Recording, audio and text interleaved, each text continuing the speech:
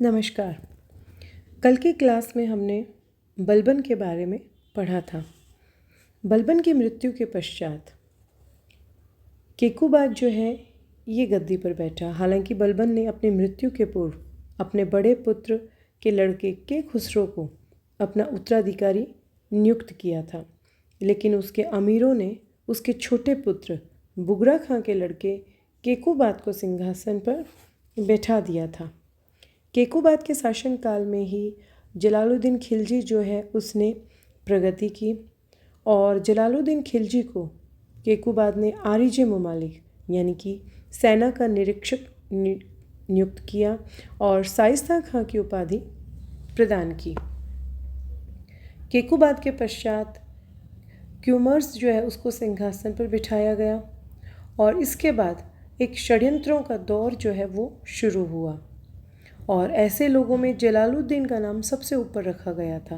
परंतु जलालुद्दीन जो है उसको इस षड्यंत्र की भनक मिल गई और वह दिल्ली के समीप बहारपुर चला गया।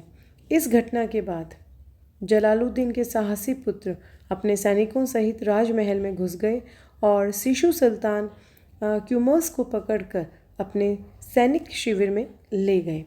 कुछ दिन बाद एक खिलजी मलिक ने कीलूगढ़ी के महल में घुसकर लकवे से पीड़ित सुल्तान केकुबाद को मार डाला और उसके शव को एक चादर में लपेटकर यमुना नदी में फेंक दिया। चूँकि दिल्ली की जनता में बलबन के वंशजों के प्रति अभी भी निष्ठा बनी हुई थी, इसलिए जलालुद्दीन ने तत्काल राजमुकुट धारण करने का साहस नहीं किया। वह क्यूमर्स का संरक्षक और वजीर बन गया और उसी के नाम पर शासन चलाने लगा। लेकिन सभी को मालूम था कि ये जो व्यवस्था है ये अधिक दिनों तक नहीं चल पाएगी। कुछ दिनों बाद ही क्यूमर्स को कारागार में पटक दिया गया और जून 1290 ईस्वी के दिन जलालुद्दीन सिंहासन पर बैठ गया।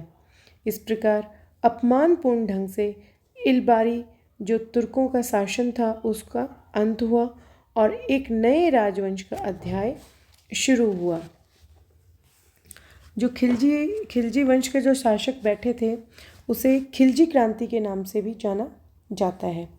अब बात की जाए कि खिलजी क्रांति से क्या तात्पर्य है, तो सत्ता पर तुर्की अमीर वर्ग के एकाधिकार की समाप्ति को ही खिलजी क्रांति कहा जाता है। अब श्रेष्ठ पद जातीय और नस्लीय आधार पर नहीं अपितु योग्यता के आधार पर प्रदान किए जाते थे। बलबन का राजत्व का सिद्धांत जो था ये रक्त की शुद्धता और उच्च कुलीनता पर आधारित था। ये खिलजी काल में समाप्त हो गया। इसलिए खिलजी क्रांति प्रशासन में व्यापक स्थानीय भागीदारी की दिशा में महत्वपूर्ण थी। यद्यपि खिलजी सुल्तान भी तुर्क थे, पर उन्होंने गैर तुर्कों को भी प्रशासन में शामिल किया। साम्राज्यवादी और आर्थिक नीतियों में उग्र और प्रबल परिवर्तन भी हुए। इतिहासकार हबीब ने इन परिवर्तनों को खिलजी क्रांति कहा है।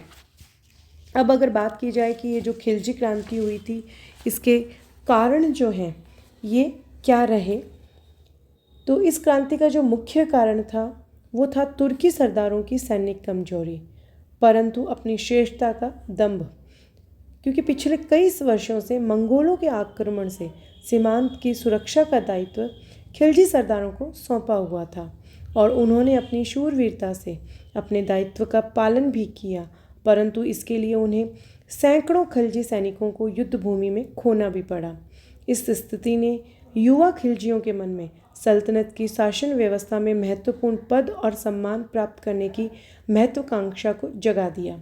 इसके विपरीत तुर्की अमीरों ने उन्हें दूसरे दर्जे का नागरिक समझकर उनके साथ मालिकाना व्यवहार किया, जिससे नवयुवक खिलजियों का आक्रोश बढ़ता चला गया।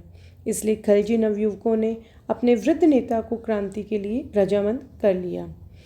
और खिलजी क्रांति का एक अन्य कारण उत्तराधिकार का अनिश्चित नियम था। इस्लाम वंशानुगत उत्तराधिकार का समर्थन नहीं करता था, वह योग्यता और शक्ति में विश्वास रखता था। हिंदू शासकों की शक्ति को पूरी तरह से ये कुचल नहीं पाए और मंगोलों के संकट से सल्तनत को तुर्की लोग उभार भी नहीं पाए। फिर भी उन्होंने सत्ता से चिपके रहना चाहा। इसके लिए उन्होंने एक अल्पायु शिशु को सिंहासन पर बिठा दिया। जबकि मौजूदा स्थिति की मांग ये थी कि किसी शक्तिशाली व्यक्ति को सिंहासन पर बैठाया जाए। तुर्कों को ऐसा नेता उपलब्ध नहीं हो पाया और खिलजियों को उनकी कमजोरी पहचानने में विलंब नहीं लगा। अब अगर बात की जाए खिलजी क्रांति जो थी, इसके परिणाम क्या रहे, तो क्रांति ने असैनिक पहलू का महत्व घटाकर सैनिक पक्ष को बलवान बनाकर एक ऐसा घातक उदाहरण जो है वो प्रस्तुत किया। दूसरी तरफ इस क्रांति के अन्य महत्वपूर्ण परिणाम जो हैं उनकी अगर बात की जाए तो खिलजियों की नस जो थी, नसों में शाही रक्त नहीं बहता था। उन्होंने सत्ता हस्तगत करके उस भ्रम और अंधविश्वास का अंत कर दिया जिसके आधार पर ये माना जाता रहा कि तुर्की रक्त ही सार्वभौमिकता का उत्तराधिकारी हो सकता है।